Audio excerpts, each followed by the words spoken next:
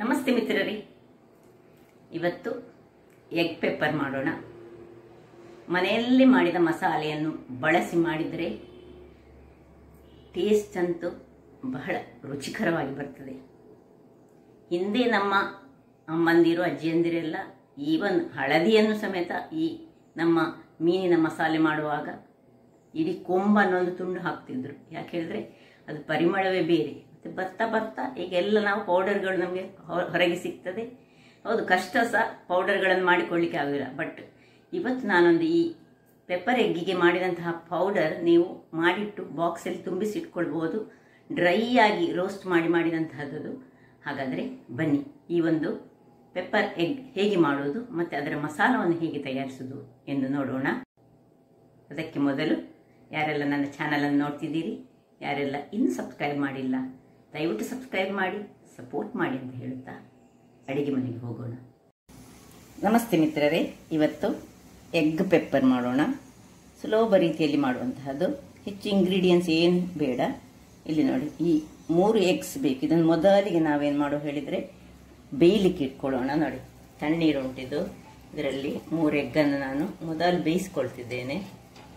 So egg ಬೇಯುವಾಗ ಅದಕ್ಕೆ ಒಂದು ಕಲ್ಲು ಉಪ್ಪನ್ನು ಹಾಕೊಳ್ತಿದ್ದೇನೆ. ಇನ್ನು ಒಲೆಯನ್ನು ಉರಿಸಿಕೊಂಡು ಇದನ್ನು ಬೇಯಿಸ್ಕೊಳ್ಳೋಣ. ಎಗ್ ಬೇಯಲಿ. ಇಲ್ಲಿಗೆ ಏನೆಲ್ಲ ಸಾಮಗ್ರಿಗಳು ಬೇಕು ನೋಡೋಣ.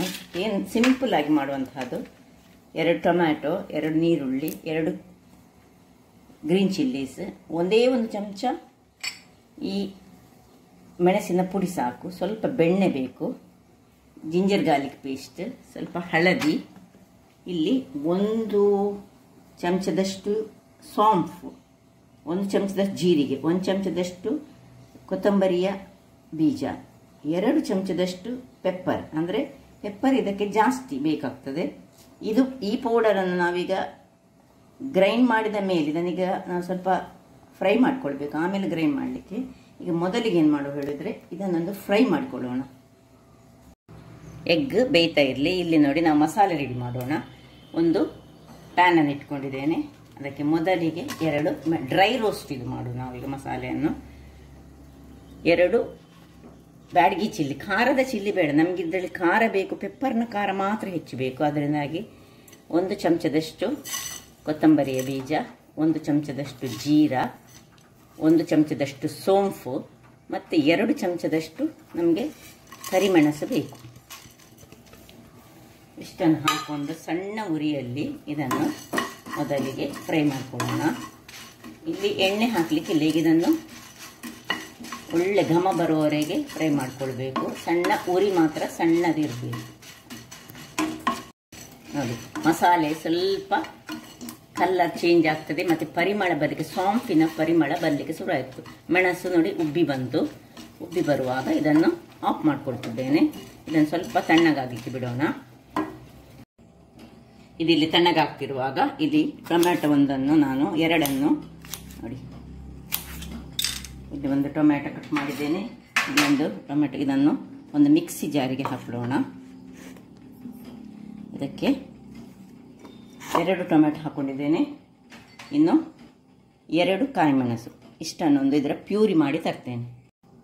ಟೊಮ್ಯಾಟೊ ಪ್ಯೂರಿ ರೆಡಿ ಆಯಿತು. ಇದನ್ನು ನೋಡಿ ಈ ರೀತಿಯಾಗಿ ಬರಬೇಕು. ಇದು ಸ್ವಲ್ಪ ಮೆಣಸು ಹಾಕಿದ್ರಿಂದ ಖಾರ ಉಂಟು. ಇದನ್ನೀಗ ಪಕ್ಕಕ್ಕೆ ಇಟ್ಟುಕೊಂಡು ಇಲ್ಲಿ ನೀರುಳ್ಳಿಯನ್ನು ನೋಡಿ, 1 ನೀರುಳ್ಳಿಯನ್ನು ನಾನು ಸಣ್ಣದಾಗಿ ಹೆಚ್ಚಿಕೊಂಡಿದ್ದೇನೆ. ಇನ್ನೊಂದು ನೀರುಳ್ಳಿಯನ್ನು ನೋಡಿ, ಸಣ್ಣ ನೀರುಳ್ಳಿಯನ್ನು ಹೀಗೆ ಸ್ಲೈಸ್ ಮಾಡಿಕೊಳ್ತಿದ್ದೇನೆ. ಸೊ 2 ಟೈಪಿನಲ್ಲಿ ನೀರುಳ್ಳಿ ನಮಗೆ ಬೇಕು. ಈಗ ನೋಡಿ, ಇದು ಈ ರೀತಿಯಲ್ಲಿ ಸ್ಲೈಸ್ ಬೇಕು. ಇನ್ನೊಂದು ಒಳ್ಳೆ ಫೈನಾದ ಚಾಪ್. ಇದನ್ನು ಈಗ ಪಕ್ಕಕ್ಕೆ ಇಟ್ಟುಕೊಳ್ಳೋಣ. ವೀಕ್ಷಕರೇ, ಇಲ್ಲಿ ಮೊಟ್ಟೆ ಆಯಿತು. ಇದನ್ನು ಆಫ್ ಮಾಡಿಕೊಂಡು ಇದನ್ನೀಗ ತಣ್ಣೀರಿನಲ್ಲಿ ಹಾಕ್ಕೊಳ್ತೇನೆ. ಯಾಕೆ ಹೇಳಿದರೆ ತಣ್ಣೀರಿನಲ್ಲಿ ಹಾಕಿದರೆ ಸಿಪ್ಪೆ ತೆಗಿಲಿಕ್ಕೆ ತುಂಬ ಸುಲಭ ಆಗ್ತದೆ. ಈಗ ಇದು ತಣ್ಣೀರಿನಲ್ಲಿ ತಣ್ಣಗಾಗ್ತಾ ಇರುವಾಗ ಇಲ್ಲಿ ಸಹ ಇದು ತಣ್ಣಗಾಗಿದೆ. ಈಗ ಇದನ್ನೊಂದು ಜಾರಿಗೆ ಹಾಕ್ಕೊಂಡು ಇದನ್ನೊಂದು ಪೌಡರ್ ಮಾಡಿಕೊಂಡು ತರ್ತೇನೆ. ಒಂದು ಒಳ್ಳೆ ನೋಡಿ, ಇಲ್ಲಿ ಪೌಡರ್ ರೆಡಿ ಆಯಿತು. ಇದನ್ನು ಸಹ ಪಕ್ಕಕ್ಕೆ ಇಟ್ಕೊಳ್ಳೋಣ. ನಾವು ಇಲ್ಲಿ ಒಂದು ಬಾಣಲೆಯನ್ನು ಇಟ್ಕೊಂಡಿದ್ದೇನೆ ನಾನು. ಇದಕ್ಕೆ ಯಾವುದೇ ಎಣ್ಣೆ ಆಗ್ತದೆ ಅಥವಾ ತುಪ್ಪ ಸಹ ಆಗ್ತದೆ. ನೋಡಿ, 2-3 ಚಮಚಗಳಷ್ಟು ಎಣ್ಣೆಯನ್ನು ಹಾಕೊಳ್ಳೋಣ. ಅದರಲ್ಲಿ ಈ ಪೂರ ಸಣ್ಣ ಸಣ್ಣದಾಗಿ ಚಾಪ್ ಮಾಡಿದಂತಹ ನೀರುಳ್ಳಿಯನ್ನು ಹಾಕ್ಕೊಳ್ತಿದ್ದೇನೆ. ಇದೀಗ ನಾನು ಒಟ್ಟು 6 ಎಗ್ಗಿಗೆ ಆಗುವಷ್ಟು ಮಸಾಲೆಯನ್ನು ಮಾಡ್ತಾ ಇದ್ದೇನೆ. ನಾನು ಮಾಡ್ತಾ ಇರೋದು 3 ಎಗ್ ಆದರೆ ಸಹ 6 ಎಗ್ಗಿಗೆ ಇಷ್ಟು ಮಸಾಲ ನಾನು ಹೇಳಿದಷ್ಟನ್ನು ನೀವು ಯೂಸ್ ಮಾಡ್ಕೊಳ್ಬೋದು. ಸೊ ಇದನ್ನೀಗ ಚೆನ್ನಾಗಿ ಒಳ್ಳೆ ಫೈನಾಗಿ ಇದು ಹೇಗೆ ಬ್ರೌನ್ ಕಲರ್ ತನಕ ಬರಬೇಕು ಅಷ್ಟು ತನಕ ಇದನ್ನು ನಾವು ಹುರಿದುಕೊಳ್ಳೋಣ. ವೀಕ್ಷಕರೇ, ಇಲ್ಲಿ ನೋಡಿ ನೀರುಳ್ಳಿ ಈ ರೀತಿ ಆಗುವಾಗ ಈಗ ಜಿಂಜರ್ ಗಾರ್ಲಿಕ್ ಪೇಸ್ಟ್ ಇಷ್ಟನ್ನು ನಾವು ಹಾಕೊಳ್ಳೋಣ.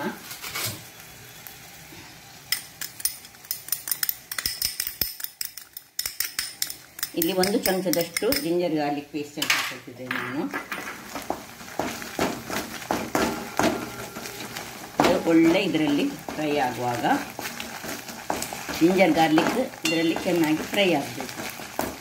ಇಷ್ಟೊತ್ತಿಗೆ ನಾವು 1 ಚಮಚದಷ್ಟು, ಇದು ಖಾರ ಇರುವ ಮೆಣಸಿನ ಹುಡಿ ಅಲ್ಲ, ಈ ಬ್ಯಾಡ್ಗೆ ಮೆಣಸಿನ ಪೌಡರ್ 1 ಚಮಚದಷ್ಟು ಹಾಕೊಳ್ತಿದ್ದೇನೆ. ಇನ್ನು 1 ಕರಿಬೇವಿನ ಸೊಪ್ಪನ್ನು ಸಣ್ಣದಾಗಿ ಈಗ ಹೆಚ್ಚಿಟ್ಟು ಹಾಕ್ಕೊಳ್ತೇನೆ. ಒಳ್ಳೆ ಪರಿಮಳ ಕೊಡ್ತದೆ. ಕೊತ್ತಂಬರಿ ಸೊಪ್ಪಿನ ಇದು ಸಹ ಇದ್ದರೆ ಸಹ ಹಾಕೊಳ್ಬೋದು. ಇದೆಲ್ಲ ಆಪ್ಷನಲ್, ಕರಿಬೇವು ಮತ್ತು ಇದು.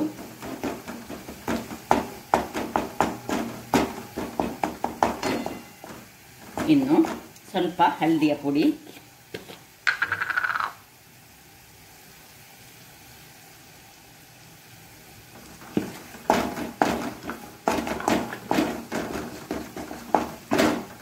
ಹಳದಿಯ ಪುಡಿ ಇದೆಲ್ಲ ಚೆನ್ನಾಗಿ ಫ್ರೈ ಆಗುವಾಗ ಇದರಲ್ಲಿ ನೋಡಿ ಈ ಟೊಮೆಟೊ ಪ್ಯೂರಿ ಮತ್ತು ಅದರೊಟ್ಟಿಗೆ ಮೆಣಸು ಉಂಟು, 2 ಮೆಣಸು ಹಾಕಿದ್ದೇವೆ. ಖಾರ ನಿಮಗೆ ಮೆಣಸು ಕಡಿಮೆ ಬೇಕಿದ್ರೆ 1 ಮೆಣಸು ಹಾಕಿ, ಹೆಚ್ಚು ಬೇಕಿದ್ರೆ 1 ಹೆಚ್ಚು ಹಾಕೊಳ್ಳೋದ್ರಲ್ಲಿ.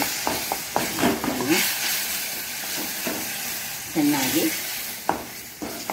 ಇದರಲ್ಲಿ ಇದರ ಹಸಿ ವಾಸನೆ, ಟೊಮೆಟೊದ ಹಸಿ ವಾಸನೆ ಹೋಗುವವರೆಗೆ ಹುರಿದುಕೊಳ್ಬೇಕು. ಇಲ್ಲಿ ಟೊಮೆಟೊದ ಹಸಿ ವಾಸನೆ ಹೋಗುವಾಗ ನಾವು 1 ಡಾರ್ಕ್ ಸೋಯಾ ಸಾಸ್ 1 ಅರ್ಧ ಚಮಚದಷ್ಟು ಇದಕ್ಕೆ ಹಾಕೊಳ್ಳೋಣ. ಇದು ಇಲ್ಲದಿದ್ದರೆ ನಿಮಗೆ ನಿಮ್ಮ ಹತ್ರ ಸೋಯಾ ಸಾಸ್ ಇಲ್ಲದಿದ್ದರೆ ಇದು ಹಾಕಿದರೆ ಮಾತ್ರ ಭಾರಿ ಚೆನ್ನಾಗಿ ಬರ್ತದೆ. ಸೊ ಇಲ್ಲದಿದ್ದರೆ ಲಿಂಬೆಯನ್ನು ನೀವು ಯೂಸ್ ಮಾಡ್ಕೊಳ್ಬೋದು. ಕಲರ್ ಇಷ್ಟು ಚೆನ್ನಾಗಿ ಬಂದಿದ್ದು, ಇದರಲ್ಲಿ ಸ್ವಲ್ಪ ಫ್ರೈ ಆಗಲಿ. ಇಷ್ಟಾಗುವಾಗ ಇದಕ್ಕೆ ನೋಡಿ ಸ್ವಲ್ಪ ಏನು ಮಿಕ್ಸಿ ತೊಳೆದ ನೀರೇನುಂಟು ಅದರ ಮೊದಲಿಗೆ ನಾವು ವೀಕ್ಷಕರೇ ನೋಡಿ ಒಳ್ಳೆ ಫ್ರೈ ಆಯಿತು. ಟೊಮೆಟೊ ಸಾಸ್ ಹಾಕಿದ್ದೇನೆ, ಇದು ಟೊಮೆಟೊ ಸಾಸ್ ಹಾಕಿದೆ, ಟೊಮೆಟೊ ಪ್ಯೂರಿ ಹಾಕಿದ್ದೇನೆ ಮತ್ತು ಸೋಯಾ ಸಾಸ್ ಹಾಕ್ಕೊಂಡಿದ್ದೇನೆ. ಈಗ ಏನು ನಾವು ಪೌಡರ್ ಮಾಡಿದ್ದೇವೆ, ಇದು ಎಲ್ಲ ಪೌಡರ್ಗಳು ನಮಗೆ ಬೇಡ. ಇದನ್ನು ನಾವು ಈ ಚಿಕನ್ ಮಸಾಲ ಮಾಡುವಾಗ ಅಥವಾ ಬೇರೆ ಯಾವುದಕ್ಕೆ ಸಹ ಯೂಸ್ ಮಾಡ್ಕೊಳ್ಬೋದು. ಮಟನ್ ಮಸಾಲಕ್ಕೆ ಯೂಸ್ ಮಾಡಿ. ಇದರಲ್ಲಿ ನಾನು 1 ಚಮಚ ಪ್ಲಸ್ ಅರ್ಧ ಚಮಚ, 1.5 ಚಮಚದಷ್ಟು, ಈ ಚಮಚದಲ್ಲಿ 1.5 ಚಮಚದಷ್ಟು ಮಸಾಲೆಯನ್ನು ಹಾಕೊಂಡು ಇದರಲ್ಲಿ ಚೆನ್ನಾಗಿ ಹುರಿದುಕೊಳ್ತೇನೆ. ಅದು ಕಲರ್ ಹೇಗೆ ಬಂತು ನೋಡಿ, ಹೀಗೆ ಹುರಿಬೇಕು ಇದರಲ್ಲಿ. ವೀಕ್ಷಕರೇ ನೋಡಿ ಇಷ್ಟ ಆಗುವಾಗ ಇಲ್ಲಿ ನಾನು ಈ ಮಿಕ್ಸಿಗೆ ಸ್ವಲ್ಪ ಅರ್ಧ ಲೋಟದಷ್ಟು ನೀರನ್ನು ಹಾಕ್ಕೊಂಡು ಇದಕ್ಕೆ ಹಾಕಿ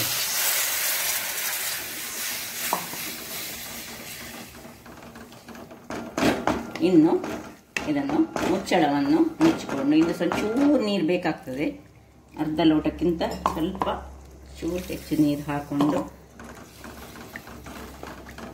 ಇಲ್ಲಿ ಇದಕ್ಕೆ ಉಪ್ಪನ್ನು ಹಾಕೊಳ್ತೇನೆ.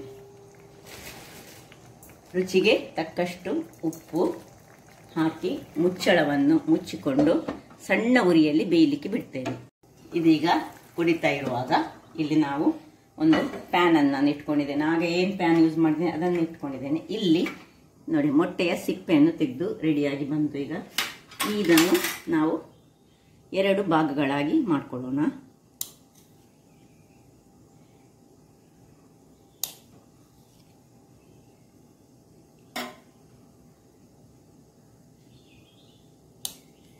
ಇದು ಹೀಗೆ ಇರಲಿ. ಇದೀಗ ಬಿಸಿ ಆಯಿತು ನೋಡಿ. ಈಗ ಇಲ್ಲಿ ಇದಕ್ಕೆ ಸ್ವಲ್ಪ ಬೆಣ್ಣೆ ಬೆಣ್ಣೆಯನ್ನು ಹಾಕ್ಕೊಂಡು ಆ ಬೆಣ್ಣೆಯೊಟ್ಟಿಗೆ ದೊಡ್ಡದಾಗಿ ಸ್ಲೈಡ್ ಮಾಡಿದಂತಹ ಈ ನೀರುಳ್ಳಿ, ಉರಿ ಸಣ್ಣದಿರಲಿ ನೋಡಿ, ಉರಿಗೆ ಸಣ್ಣ ಉರಿ ಮಾಡುವ, ಮತ್ತೆ ಸ್ವಲ್ಪ ದೊಡ್ಡ ಉರಿ ಮಾಡ್ಕೊಳ್ಳೋಣ. ಒಂದು ಇಡೀ ನೀರುಳ್ಳಿಯನ್ನು ನಾನು ಇದರಲ್ಲಿ ಹಾಕೊಳ್ತಿದ್ದೇನೆ. ಹಾಕ್ಕೊಂಡು ಚೆನ್ನಾಗಿ ಇದನ್ನು ಫ್ರೈ ಮಾಡ್ಕೊಳ್ಳೋಣ. ಇದರಲ್ಲಿ ಇದಕ್ಕೆ ಚೂರು ಉಪ್ಪನ್ನು ಹಾಕ್ಕೊಳ್ತೇನೆ.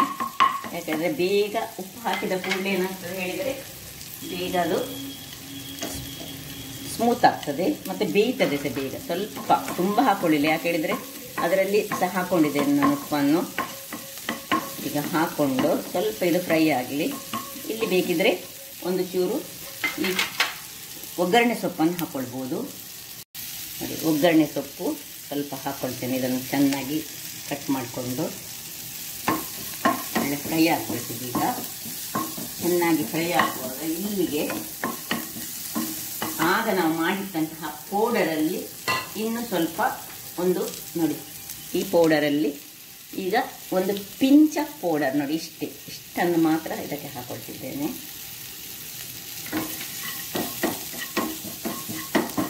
ಹಾಕ್ಕೊಂಡು ಇದು ಒಳ್ಳೆ ಸ್ವಲ್ಪ ಡ್ರೈ ಫ್ರೈ ಆಗಿದೆ ನೋಡಿ. ನೋಡಿ ಇಷ್ಟು ಡ್ರೈ ಆಗುವಾಗ ನೋಡಿ ಮಸಾಲೆ ಅದರೊಟ್ಟಿಗೆ ಸೇರಿತು, ಉಪ್ಪುಂಟು, ನೀರುಳ್ಳಿ ಉಂಟು. ಇನ್ನು ಈ ಮೊಟ್ಟೆಗಳನ್ನು ಇದರಲ್ಲಿ ಹೀಗೆ ಒಂದೊಂದಾಗಿ ಇಟ್ಕೊಳ್ಳೋಣ.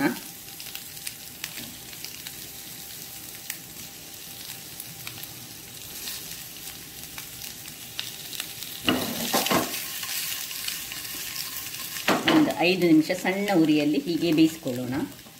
ನೋಡಿ 1 ನಿಮಿಷಗಳ ಬಳಿಕ ಇದನ್ನು ಸ್ವಲ್ಪ ಹೀಗೆ ಫ್ಲಿಪ್ ಮಾಡಿಕೊಳ್ಳೋಣ.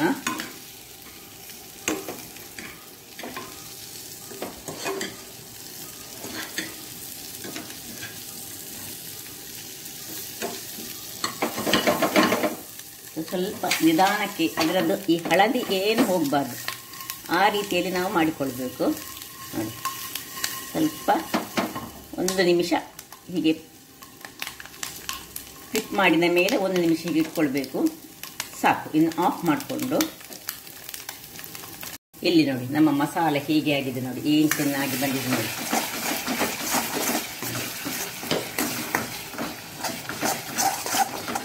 ಈಗ ನಿಧಾನಕ್ಕೆ ಈ ಮೊಟ್ಟೆಗಳನ್ನು ಒಂದೊಂದಾಗಿ ಇದರಲ್ಲಿ ಸೇರಿಸ್ಕೊಳ್ಳೋಣ.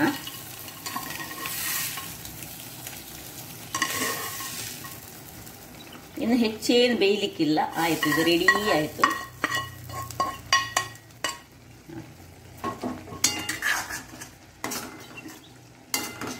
ಸ್ವಲ್ಪ ಬೇಕಿದ್ರೆ ಅಡಿ ಮೇಲೆ ಸಹ ಮಾಡಿಕೊಳ್ಬೋದು. ಪೆಪ್ಪರ್ ಎಗ್ ಮಸಾಲ ರೆಡಿ ಆಯಿತು. ಇದನ್ನು 1 ನಿಮಿಷ ಹೀಗೆ ಮುಚ್ಚಿಕೊಳ್ಳೋಣ, ಒಂದೇ 1 ನಿಮಿಷ. ವೀಕ್ಷಕರೇ ಆಯಿತು ನೋಡಿ, ರೆಡಿ ಆಯಿತು. ಈಗ ಆಫ್ ಮಾಡಿಕೊಳ್ಳೋದು. ಯಾವುದಕ್ಕೂ ಸೂಟ್ ಆಗುವಂತಹ ರುಚಿಕರವಾದ ನೋಡಿ ಅದರ ಗ್ರೇವಿ ನೋಡಿ ಅಂತೆ ಯಾವ ರೀತಿಯಲ್ಲಿ ಉಂಟು.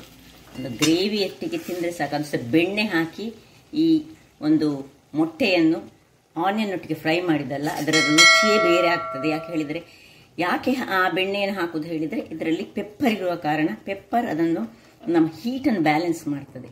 ಹಾಗಿರುವಾಗ ಈಗ ಸರ್ವ್ ಮಾಡ್ಕೊಳ್ತಿದ್ದೇನೆ ನೋಡಿ. ಆಫ್ ಮಾಡಿ ಸರ್ವ್ ಮಾಡೋಣ.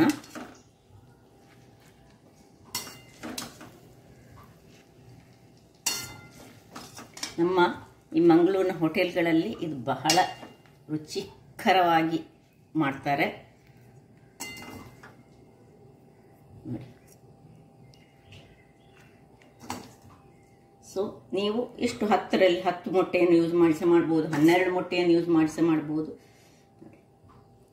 ಹಾಗಾದರೆ ನೋಡಿದ್ರಲ್ಲ ವೀಕ್ಷಕರೇ, ಒಂದು ರುಚಿಕರವಾದ ಪೆಪ್ಪರ್ ಮಸಾಲ ಈಸಿ ರೀತಿಯಲ್ಲಿ ಮಾಡುವಂಥದ್ದು. ಆ ಪೌಡರನ್ನು ನಾವು ಮೊದಲೇ ಮಾಡಿಟ್ಟು ಬಾಟಲಲ್ಲಿ ಹಾಕಿಟ್ಕೊಂಡ್ರೆ ಕ್ವಿಕ್ಕಾಗಿ ಮಾಡ್ಬೋದು. ಒಂದು ಟೊಮ್ಯಾಟೊದ ಪ್ಯೂರಿ ಮಾಡಿದರೆ ಆಯಿತು.